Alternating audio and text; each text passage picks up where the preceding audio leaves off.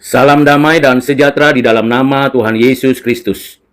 Firman Tuhan hari ini untuk kita baca, kita dengarkan, dan kita renungkan bersama dari surat Petrus yang kedua, pasal yang pertama, ayat 3-15. Demikianlah firman Tuhan. Kuasa ilahinya telah menganugerahkan kepada kita segala sesuatu yang berguna untuk hidup yang saleh oleh pengenalan kita akan Dia yang telah memanggil kita untuk kemuliaan dan kebaikannya. Dengan jalan itu, Ia telah menganugerahkan kepada kita janji-janji yang berharga dan sangat besar, supaya olehnya kamu boleh mengambil bagian dalam kodrat ilahi dan luput dari kebinasaan yang ada dalam dunia akibat hawa nafsu. Justru karena itu kamu harus dengan sungguh-sungguh berusaha menambahkan kepada imanmu kebajikan, dan kepada kebajikan pengetahuan, dan kepada pengetahuan penguasaan diri, kepada penguasaan diri ketekunan, dan kepada ketekunan kesalehan, dan kepada kesalehan kasih terhadap saudara-saudara, dan kepada kasih terhadap saudara-saudara kasih terhadap semua orang. Sebab apabila semuanya itu ada padamu dengan berlimpah-limpah, kamu akan dibuatnya giat dan berhasil dalam pengenalanmu akan Tuhan kita Yesus Kristus. Namun, siapa saja yang tidak memiliki semuanya itu menjadi buta dan picik, karena ia lupa bahwa dosa-dosanya yang dahulu telah dihapuskan. Karena itu, saudara-saudara, berusahalah sungguh-sungguh, supaya panggilan dan keterpilihanmu makin teguh. Sebab, jikalau kamu melakukannya, kamu tidak akan pernah tersandung. Dengan demikian, kepada kamu akan disediakan seluas-luasnya jalan untuk memasuki kerajaan kekal, yaitu kerajaan Tuhan dan Juru Selamat kita, Yesus Kristus. Karena itu aku senantiasa bermaksud mengingatkan kamu tentang semuanya itu, sekalipun kamu telah mengetahuinya dan teguh dalam kebenaran yang telah kamu terima. Aku menganggap sebagai kewajibanku untuk tetap mengingatkan kamu akan semuanya itu selama aku berada dalam kemah tubuhku ini. Sebab aku tahu bahwa aku akan segera menanggalkan kemah tubuhku ini, sebagaimana yang telah diberitahukan kepadaku oleh Tuhan kita, Yesus Kristus. Namun, aku akan berusaha supaya juga sesudah kepergianku itu, kamu selalu mengingat semuanya itu. Berbahagialah kita yang menyimpan firman Tuhan, mengerti dan melakukan setiap hari. Saudara yang kekasih di dalam Kristus, perikop ini dari 2 Petrus 1 ayat 3-15 memberikan kepada kita pengajaran sebagai jantung teologis. Surat ini di dalamnya Rasul Petrus merumuskan relasi antara anugerah Allah, panggilan etis, dan ketekunan iman. Ayat-ayat yang sudah kita baca dengarkan menanggapi langsung krisis teologis yang dihadapi jemaat, khususnya ajaran sesat yang memisahkan iman dari kehidupan moral. Rasul Petrus tidak hanya membantah kesesatan secara polemis, tetapi membangun argumen positif tentang natur keselamatan orang Kristen. Keselamatan dipahami sebagai anugerah yang efektif dan transformatif. Oleh karena itu, iman sejati selalu menghasilkan yang saleh. Struktur perikop ayat-ayat yang sudah kita baca dengarkan itu bergerak dari dasar ilahi menuju tanggung jawab orang Kristen. Dengan demikian, teks ini menampilkan keseimbangan khas dari pemikiran teologi reformasi antara anugerah Allah dan ketaatan manusia. Pada ayat ketiga, dibuka dengan deklarasi kristosentris, bahwa kuasa ilahi Kristus telah menganugerahkan segala sesuatu yang diperlukan untuk hidup dan ibadah. Frasa ini menegaskan kecukupan mutlak dari anugerah Allah dalam keselamatan dan pengudusan kita orang Kristen. Tidak ada kekurangan apapun dalam karya Kristus yang perlu dilengkapi oleh usaha manusia, karena segala kebutuhan rohani sudah tersedia secara objektif di dalam Kristus. Dengan pernyataan ini, sekaligus kita menolak klaim palsu dari guru-guru palsu yang menjanjikan pengetahuan tambahan di luar Injil Kristus. Bagi Rasul Petrus, Injil Kristus sudah final dan cukup. Disinilah letak spiritualitas Kristen bertumpu pada pemberian Allah, bukan pencarian manusia. Saudara yang kekasih di dalam Kristus, pengenalan akan Dia yang memanggil manusia oleh kemuliaan dan kuasanya menjadi sarana penerimaan anugerah tersebut. Istilah epignosis kembali digunakan untuk menekankan pengenalan akan Allah yang sejati dan relasional, bukan spekulatif. Pengenalan ini bersifat soteriologis dan etis sekaligus. Karena mengenal Kristus berarti hidup dalam relasi perjanjian yang aktif. Itulah sebabnya pengetahuan yang tidak menghasilkan ketaatan bukanlah pengenalan yang dimaksud oleh Rasul Petrus. Dengan demikian, iman yang dikaruniakan Allah bagi orang Kristen menuntut keterlibatan eksistensial. Dengan pengertian itu, pengenalan sejati selalu mengarahkan hidup kepada kemuliaan Allah saja. Pada ayat yang keempat, pengertiannya diperluas lagi dari soterologis itu dengan menyatakan bahwa janji-janji Allah, orang-orang Kristen mengambil bagian dalam kodrat ilahi. Ayat ini tidak berarti manusia menjadi ilahi secara ontologis. Kita tentu menolak interpretasi mistik atau panteisme terhadap ayat ini. Partisipasi yang dimaksud dalam kodrat ilahi itu adalah persekutuan hidup yang baru, hidup yang ditandai oleh kekudusan, di mana manusia dilepaskan dari kebinasaan moral dunia. Artinya, keselamatan itu bersifat restoratif dan transformatif. Dengan pengertian itu, anugerah Allah tidak menghapus kemanusiaan, tetapi memulihkannya. Pelepasan dari kebinasaan yang disebabkan oleh hawa nafsu menunjukkan dimensi etis yang konkret dari keselamatan yang dianugerahkan Allah.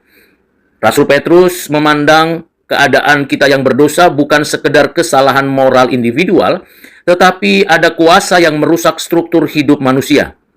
Hawa nafsu mengikat manusia pada dunia yang fana, dan Injil Kristus membebaskan manusia dari perbudakan tersebut. Kebebasan orang Kristen bukanlah kebebasan untuk berbuat dosa atau berdosa terus-menerus, melainkan kebebasan dari dosa. Pengertian ini memberikan kepada kita pencerahan mengenai keselamatan yang selalu memiliki implikasi moral. Dengan pemahaman seperti itu, spiritualitas Kristen terjadi bersifat asketis dan transformatif. Saudara yang kekasih di dalam Kristus, pembacaan kita dari ayat 5-7 memberikan perkenalan akan daftar kebajikan yang harus ditambahkan pada iman. Daftar ini tidak dimaksudkan sebagai tangga keselamatan. Ini merupakan sebuah dinamika pertumbuhan rohani setiap orang Kristen. Iman adalah akarnya, sedangkan kebajikan adalah buahnya, dan urutan kebajikan ini menunjukkan perkembangan yang logis dan spiritual. Kebajikan moral tidak berdiri sendiri, tetapi saling terkait satu dengan yang lain. Disinilah pertumbuhan rohani bersifat progresif dan integral. Sebab itu tidak ada aspek kehidupan yang dikecualikan dari pembaharuan Injil. Iman yang menjadi fondasi seluruh kebajikan tersebut merupakan suatu penghubung yang mengaitkan manusia dengan Kristus. Karena tanpa iman, segala kebajikan berubah menjadi moralitas kosong, hampa, dan sia-sia. Iman bukan sekedar persetujuan intelektual, tetapi sikap eksistensial kepada Allah yang hidup. Disinilah kita mengerti dari iman lahirlah kebajikan yang nyata, dan dari kebajikan ini mencerminkan karakter Kristus dalam kehidupan kita setiap hari. Saudara yang kekasih dalam Kristus, iman seperti itu selalu bersifat inkarnasional, iman yang hidup yang terlihat dengan tindakan yang konkret yang nyata. Pengetahuan atau gnosis dalam daftar ayat-ayat yang dituliskan oleh Rasul Petrus tidak identik dengan pengetahuan spekulatif dari guru-guru palsu. Pengetahuan Kristen selalu berakar pada wahyu Allah dan menghasilkan ketaatan kepadanya. Pengetahuan tersebut tanpa pengendalian diri justru membawa kesombongan. Oleh karena itu, Rasul Petrus menempatkan pengendalian diri sebagai kebajikan berikutnya setelah kita menambah pengetahuan-pengetahuan yang Allah anugerahkan kepada kita. Disinilah letak spiritualitas Kristen menuntut disiplin diri, membaca, mempelajari segala bentuk pengetahuan sekaligus dikendalikan oleh Roh untuk hidup taat dan merendahkan hati. Kebebasan Injil tidak meniadakan disiplin rohani. melainkan mengarahkannya sehingga pengendalian diri menjadi tanda kemerdekaan yang sejati. Ketekunan, hipomone, menunjukkan dimensi eskatologis kehidupan orang Kristen. Ketekunan bukan sekedar ketabahan pasif, melainkan kesetiaan aktif di tengah penderitaan. Ketekunan lahir dari penghargaan akan janji-janji Allah. Seseorang yang hidup di dalam Kristus dan menjalani hidup itu dengan ketekunan, maka ketekunan itu memelihara imannya di tengah godaan dan kesesatan dunia. Tanpa ketekunan, iman mudah layu. Oleh karena itu, Rasul Petrus menempatkan ketekunan sebagai kebajikan yang esensial. Sebab kehidupan Kristen adalah ziarah yang menuntut kesetiaan jangka panjang sampai akhir kehidupan orang Kristen di bumi ini. Kesalehan, eusebia, menandakan orientasi hidup yang berpusat pada Allah. Kesalehan bukan sekedar praktek religius, tetapi sikap hormat yang menyeluruh kepada Allah. Kesalehan mencakup seluruh dimensi kehidupan. Tidak ada dikotomi antara sakral dan sekuler dalam kekristenan. Disinilah letak kesalehan Kristen bersifat publik dan private. Dengan demikian, iman mempengaruhi cara hidup di tengah masyarakat dan kesalehan sejati menjadi kesaksian sosial. Kasih persaudaraan, Philadelphia, dan kasih agape menjadi puncak kebajikan Kristen. Rasul Petrus memiliki pengalaman berjumpa dengan Kristus setelah ia pernah menyangkal Kristus 3 kali dan Kristus menjumpainya, memberikan kepadanya pertanyaan untuk menunjukkan kasih Kristus kepadanya dan bagaimana respon Rasul Petrus menunjukkan kasihnya kepada Kristus. Dalam pengalaman pengertian seperti itu, Rasul Petrus menegaskan bahwa iman yang sejati selalu berbuah dalam relasi yang benar. Kasih adalah bukti paling nyata dari kelahiran baru. Tanpa kasih, seluruh kebajikan kehilangan maknanya. Kasih Kristen melampaui batas etnis dan sosial. Kasih ini berakar pada kasih kepada Allah di dalam Kristus yang berasal dari Allah yang memenuhi hati kita dengan kasih. Dengan demikian, gereja dipanggil menjadi komunitas kasih. Saudara yang kekasih di dalam Kristus, pada ayat 8 dan 9 dituliskan fungsi praktis dari kebajikan ini dalam menjaga iman dari kemandulan rohani. Kebajikan bukan hiasan tambahan, melainkan indikator kehidupan rohani. Sebab orang yang tidak bertumbuh digambarkan sebagai buta dan lupa akan penyucian dosanya. Lupa akan Injil selalu berujung pada kemerosotan etis. Karena itulah penting ingatan akan anugerah Allah yang memelihara ketaatan kita. Spiritualitas Kristen yang seperti ini menuntut ingatan teologis yang aktif. Kita tidak bosan-bosannya membaca, mendengarkan firman Tuhan. Kita tidak ragu-ragu terus-menerus membaca pemikiran-pemikiran teologis yang baik, yang benar, dan bertanggung jawab. Karena di sanalah kita mendapatkan begitu banyak ingatan, pengetahuan, dan di dalamnya kita akhirnya bisa memelihara ketaatan. Injil harus terus dihidupi, bukan hanya diingat. Saudara yang kekasih di dalam Kristus, ayat 10-11 mengajarkan kepada kita mengenai panggilan. Panggilan untuk meneguhkan panggilan dan pilihan Allah. Ayat-ayat ini tidak meniadakan doktrin pemilihan, tetapi menekankan bagaimana kita sebagai orang yang dipanggil merespon. Dan ketika bisa kita merespon, panggilan Allah itu berdasarkan anugerah. Perkataan kita, penerimaan kita itu anugerah yang sudah didahului dengan anugerah yang dinyatakan Tuhan kepada kita. Kepastian keselamatan yang diteguhkan melalui kehidupan yang berbuah dan ketaatan bukan penyebab keselamatan, tetapi konfirmasinya. Dengan demikian, etika Kristen memiliki dimensi konfirmatif. Keselamatan yang kita terima adalah keselamatan yang sejati yang menghasilkan ketekunan sampai akhir hidup kita. Dengan pengertian demikian, janji masuk ke dalam kerajaan kekal menjadi motivasi eskatologis yang kuat. Saudara yang kekasih dalam Kristus, pada ayat 12 sampai ayat 15, ayat-ayat ini menunjukkan dimensi pastoral dari pelayanan Rasul Petrus. Rasul Petrus menyadari keterbatasan hidupnya dan urgensi pengajaran yang setia itu. Pengulangan kebenaran adalah kebutuhan pastoral, bukan kelemahan. Dengan pengertian itu, kita sewajarnya menerima atau juga bersyukur atas segala pengulangan-pengulangan pengajaran yang mungkin saja membuat kita bosan, jenuh, dan bahkan bisa mengabaikan.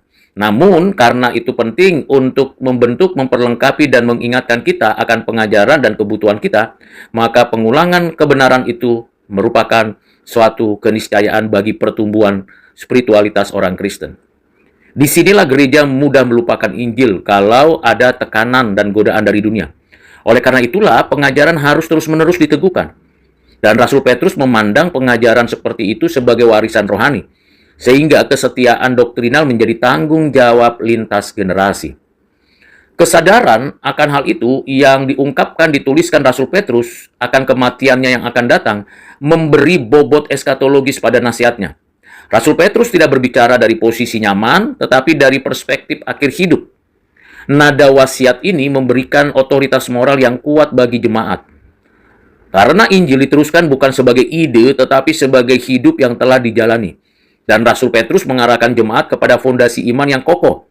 Dengan demikian, surat 2 Petrus ini menjadi penghubung antara generasi rasuli dan gereja sepanjang zaman. Kita bersyukur karena kesetiaan iman menjadi warisan yang hidup. Saudara yang kekasih dalam Kristus, secara keseluruhan, surat 2 Petrus 1 ayat 3-15 menampilkan struktur keselamatan yang hidup. Anugerah Allah menjadi dasar, pengenalan akan Kristus menjadi sarana, dan kehidupan saleh menjadi buah. Teologi dan etika tidak dipisahkan, tetapi dipadu serasikan secara organik, sehingga ciri khas iman orang Kristen yang sehat dengan spiritualitas Kristen yang bersifat objektif dan subjektif sekaligus. Karena Injil membentuk iman, karakter, dan komunitas. Dengan pengertian demikian di atas, ayat-ayat yang sudah kita baca, kita dengarkan, dan diulas secara singkat, padat, dan mendalam, relevan di dalam kehidupan kita saat ini. Kalau begitu, bagaimana implementasi praktisnya? Pertama, dalam konteks kita ada di negara Indonesia ini, teks ini menantang kita karena ada kecenderungan iman yang berhenti pada pengakuan verbal. Pertumbuhan kebajikan yang konkret harus menjadi fokus pembinaan jemaat. Gereja dipanggil untuk menekankan pemuritan yang menyeluruh, bukan hanya aktivitas liturgis. Sebab itulah pengenalan akan Kristus harus diwujudkan dalam karakter dan tindakan sosial. Hal ini sangat relevan di tengah krisis integritas dan moral publik. Iman orang Kristen harus tampak dalam kehidupan sehari-hari. Implementasi praktis yang kedua, bagi orang Kristen yang hidup sebagai minoritas, surat 2 Petrus 1 ayat 3-15 memberikan fondasi keteguhan iman, bahwa anugerah Allah cukup untuk menghadapi tekanan sosial dan budaya. Sementara ketekunan dan pengendalian diri menjadi kebajikan yang sangat penting dalam hidup kita. Kesalehan Kristen harus diwujudkan tanpa sikap eksklusif dan atau defensif. Kasih dan kebajikan menjadi kesaksian yang efektif. Kita mengasihi sesama, berbagi, menolong, memberikan yang terbaik. Dengan demikian, kita sebagai orang Kristen hadir sebagai terang dan garam di tengah-tengah masyarakat. Implikasi praktis dan implementasinya di dalam bagian yang ketiga. Dalam ranah pendidikan dan kepemimpinan, ayat-ayat ini menegaskan dan mengajarkan kepada kita pentingnya pewarisan iman yang setia. Pengajaran doktrinal harus disertai keteladanan hidup. Di sini kemunafikan dan tipu daya harus disingkirkan. Integritas seseorang anak Tuhan, orang-orang Kristen harus dinyatakan. Gereja dan lembaga Kristen, khususnya pendidikan, perlu menanamkan iman yang berakar dan bertumbuh. Dengan pengertian yang seperti itu, spiritualitas yang sehat akan melahirkan pemimpin yang berintegritas. Karena Injil terus-menerus hidup dan berbuah dalam konteks yang dinamis di negeri ini. Kiranya dengan pemaparan, penjelasan yang sudah disampaikan bermanfaat, berguna, dan mendorong kita menjadi pelaku firman setiap hari. Tuhan Yesus memberkati saudara sekalian. Amin.